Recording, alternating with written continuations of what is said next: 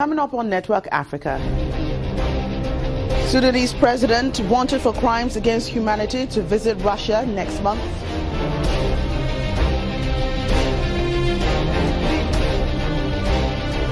Kenyan public university lecturers go on strike over pay rise disagreement.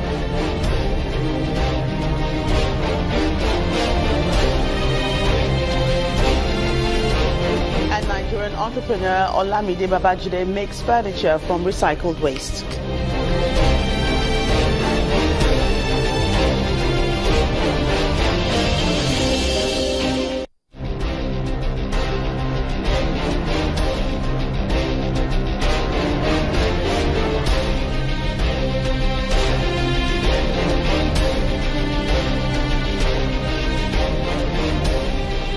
Hello and welcome to the program. I'm Joker Rogers. The Sudanese government has announced that President Omar Hassan Al-Bashir will travel to Russia next month, a rare overseas trip for the North African leader.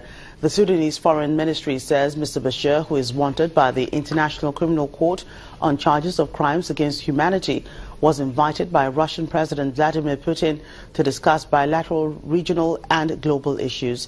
The visit, scheduled for the second half of August, comes as Sudan awaits a decision by the United States on whether to lift a 20-year-old trade embargo and other major sanctions against the country.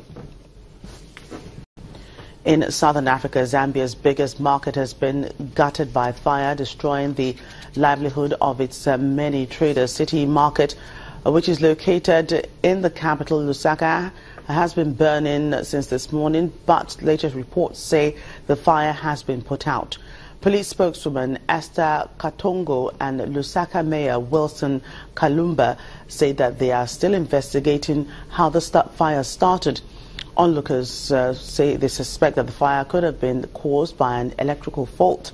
They also blame the late arrival of firefighters for not stopping it on time before it spread through the market.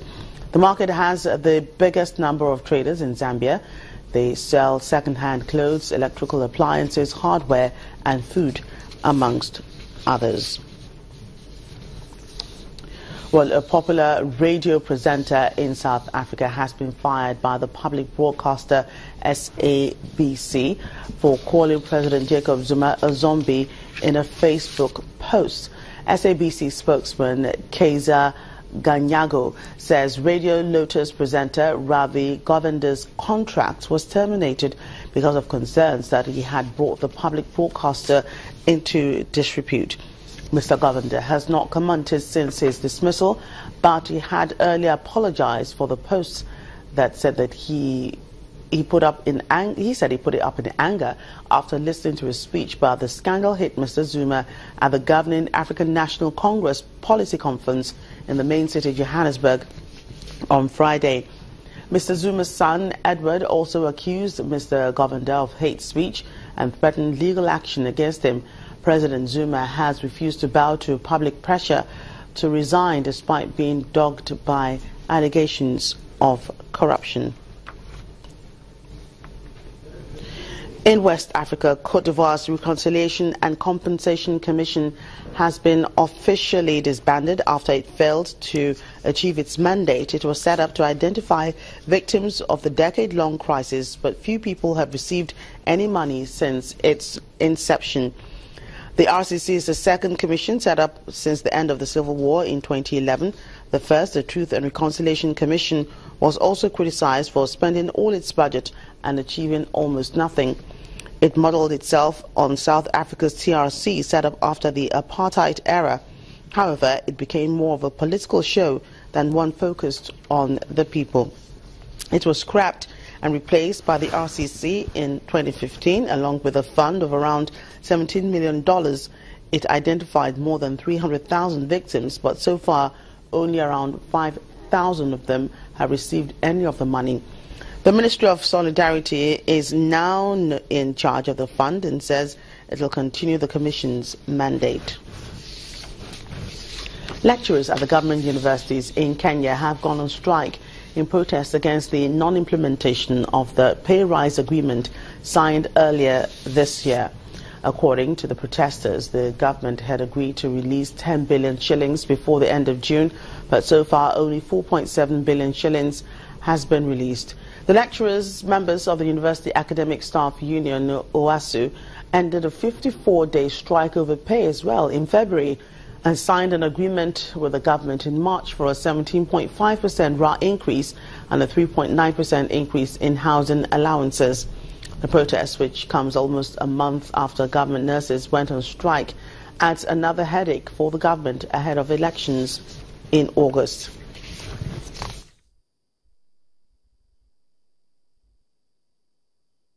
The UN Refugee Agency has asked European Union states to show more solidarity with Italy in processing migrants and would-be refugees rescued at sea while trying to reach Europe through a regional disembarkation mechanism. It also urged the Security Council and European Union to impose sanctions, including asset freezes and travel bans on known traffickers linked to Libya, the main transit point for those seeking European shores.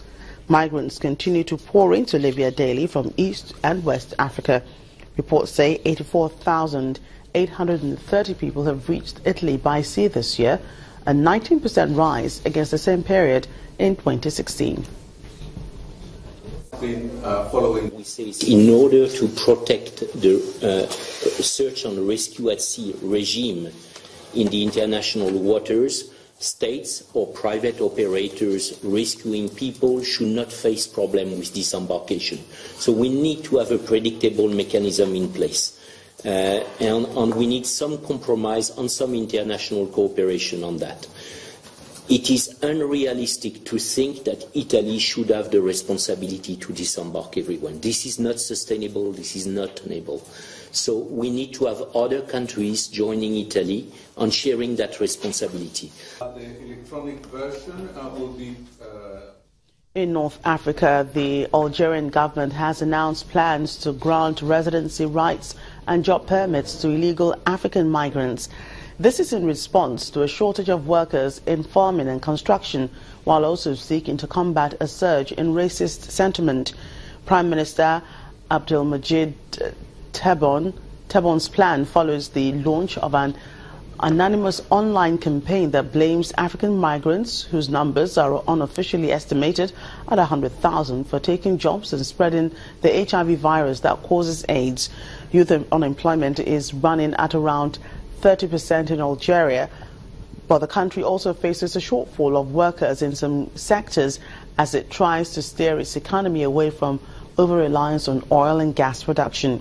To determine the number of beneficiaries of the scheme, the Interior Ministry is organizing a census, while security services will screen potential residency candidates.